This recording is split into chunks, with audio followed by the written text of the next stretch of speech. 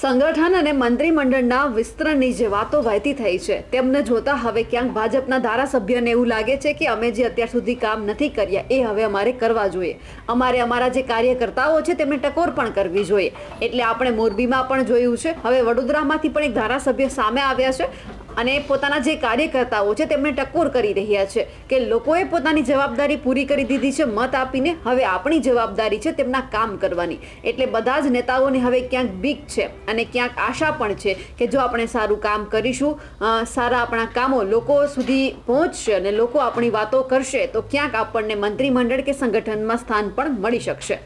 આજે વાત એક એવા જ ધારાસભ્યની કરીશું કે જેમને ચિંતા થઈ છે પોતાના મતદારોની। નમસ્કાર, નિર્ભય ન્યૂઝ સાથે હું છું રિદ્ધિ। લગભગ છેલ્લા ઘણા સમયથી આપણે જોયું છે કે હવે ધારાસભ્યો અને જે કલેક્ટર હોય કે પછી કાર્યકર્તા હોય અંદરો અંદર ઝઘડી રહ્યા છે અને એક પછી એક હિસાબો માંગી રહ્યા છે કે તમે વિકાસના કામ આપણા લોકો માટે કેટલા કર્યા છે, કેટલા વિકાસના કામો બાકી છે, કેટલા કરોડ રૂપિયા છે તે વિકાસના કામોની પાછળ ખર્ચવામાં આવ્યા છે। આ બધો જ હિસાબ આપણે મીડિયામાં જોઈ રહ્યા છીએ કે ધારાસભ્ય હોય તો કલેક્ટર પાસે માંગી રહ્યા છે, કોઈ પોતાના કાર્યકર્તા પાસે માંગી રહ્યા છે। એવા જ એક ધારાસભ્ય સામે આવ્યા છે, સાવલીના ધારાસભ્ય કેતન ઇનામદાર, કે જેમણે નગરપાલિકાના જે કાર્યકર્તાઓ છે તેમને એવું કહી દીધું છે કે હવે આવનારી સ્થાનિક સ્વરાજની ચૂંટણી નજીકમાં છે, કામો તો આપણે કરવા જ પડશે, લોકોએ પોતાની જવાબદારી નિષ્ઠાથી નિભાવી છે આપણને મત આપીને, એટલે હવે આપણી જવાબદારી છે તેમને વિકાસના કામો આપવાની, એમના વિકાસ કાર્યો કરવાની, લોકોને મદદ કરવાની। વડોદરાની અંદર સાવલીમાં એક કાર્યક્રમ હતો, ગેસ લાઇનનું જે ખાતમુહૂર્ત કરવાનું હોય તેમનો, અને એ જ કાર્યક્રમ દરમિયાન કેતન ઇનામદાર છે તેમણે પોતાના તમામ કાર્યકર્તાઓ છે, નગરપાલિકાના કાર્યકર્તાઓ, તેમને કહ્યું છે કે સાહેબો તમને વિનંતી કરું છું કે આપણે હવે કામ ચાલુ કરી દેવું જોઈએ। ક્યાંક અંદરખાને એવું પણ કહેવામાં આવ્યું છે કે જો તમે કામ નહીં કરો તો આવનારી નગરપાલિકાની ચૂંટણીમાં હું તમારા માટે પ્રચાર નહીં કરું। આ ક્યાંક સૂત્રો દ્વારા માહિતી પણ મળી છે, પરંતુ આજ દરમિયાન જે કેતન ઇનામદાર છે તેમને એવું થયું કે જે લોકોએ આપણને ચૂંટીને મોકલ્યા છે આપણે હવે તેમના માટે કામ કરવું જ પડશે। આવું એક ધારાસભ્ય નહીં, પરંતુ જ્યારે બધાને લાગશે ત્યારે ખરા અર્થમાં તે આપણા નેતા કહેવાશે। અત્યાર સુધી લોકોએ એ જ નેતા ઉપર ભરોસો મૂકી અને તેમને મત આપ્યા, એ એટલા માટે કે લોકોને એવું છે કે આપણે આપણા કોઈ નેતાને ચૂંટીને મોકલશું તો એ આપણા કામ કરશે, પરંતુ અમુક જ નેતા એવા છે કે જે ખરા અર્થમાં અત્યારે કામ કરે છે, લોકોની સાર સંભાળ રાખે છે, બાકી બધા જ નેતાઓને બસ ખાલી બંગલો, ખુરશી, પદ અને ગાડીથી મતલબ છે। આપણે હંમેશા ઘણા બધા નેતામાં એવું જોયું છે, લોકો કામ લઈને જાય છે તો એવું કહી દેવામાં આવે છે કે તમે ક્યાં મત આપ્યા છે તો અમે તમારું કામ થોડી કરીશું। પરંતુ હવે જ્યારે કેતન ઇનામદારને ક્યાંક એવી આશા હોય કે હવે આવનારા સમયમાં કંઈક નવા જૂની થવા જઈ રહી છે તો આપણે થોડા કામ પણ કરી લઈએ, એટલે હવે જેમણે નગરપાલિકાના કાર્યકર્તાઓને જે ટકોર કરી છે તે સાંભળીએ। આજરોજ સાવલી નગરપાલિકામાં બરોડા ગેસ લિમિટેડ દ્વારા નગરના નગરજનોની ગેસની સુવિધાઓ માટે એમને ગેસ સિલિન્ડર માટે કોઈ પ્રકારની તકલીફ ના રહે, એમને નોંધાવા ના જવું પડે અને ગેસ એમને અવિરત મળ્યા કરે એ રીતે ગેસ લાઈન અમારા નગરમાં થઈ રહી છે। ત્યારે નગરપાલિકાના પ્રમુખ અને નગરપાલિકાના તમામ સભ્યોને અને નગરજનોને હું અભિનંદન આપું છું।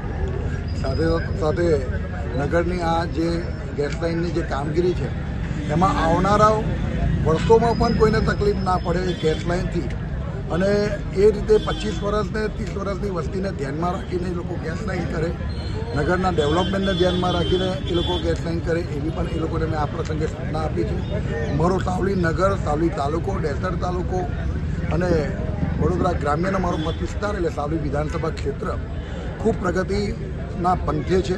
ગુજરાતની ભારતીય જનતા પાર્ટીની સરકારનો હું હૃદયથી મારા સાવલી ડેસર, સાવલી નગરના તમામ મતદાતાઓ વતી હું દિલથી આભાર માનું છું, અને આવા ને આવા કામ મારા વિસ્તારની થયા કરે એવા પરમ કૃપાળુ પરમાત્મા અને સ્વામીજીને હું પ્રાર્થના કરું છું। સાવલી ડેસર, સાવલી નગરનું નામ છે ગુજરાતની અંદર, એ પ્રમાણે મારા નગરના વિકાસમાં મને સંતોષ નથી।